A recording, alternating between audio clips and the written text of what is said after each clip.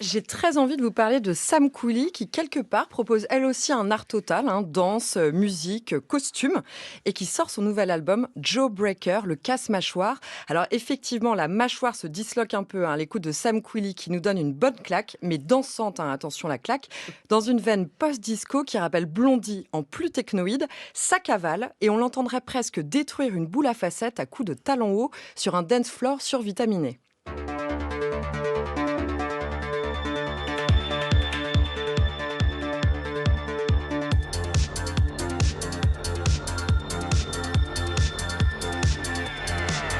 I remember when I was a little girl, tied my boots up tight, no care in the world. I'm gonna look for the big smoke line. So I walk Ça, c'était London Town, son single sur lequel elle se compare à de l'ecstasy.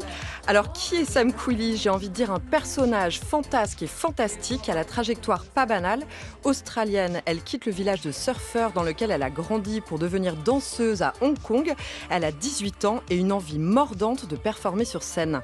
Sam embarque ensuite sur des bateaux de croisière où elle devient l'assistante d'un magicien, je n'invente rien, avant d'atterrir à Paris au cabaret Le Paradis Latin.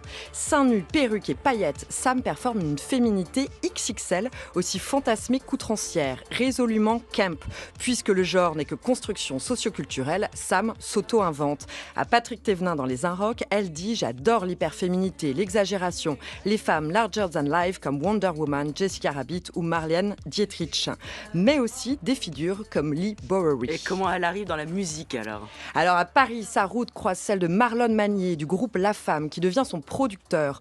Ensemble, ils bâtissent son premier album, le galvanisant Blonde Vénus, sorti en 2023.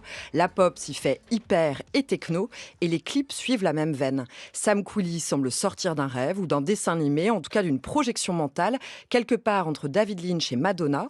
Son nouvel album Jawbreaker est une joyeuse et furieuse cavalcade portée par des tubes. Sur By My Side, elle accueille Marlon Magnier en featuring, presque une parodie de duos féminin-masculin comme l'industrie musicale en produisait dans les années 70.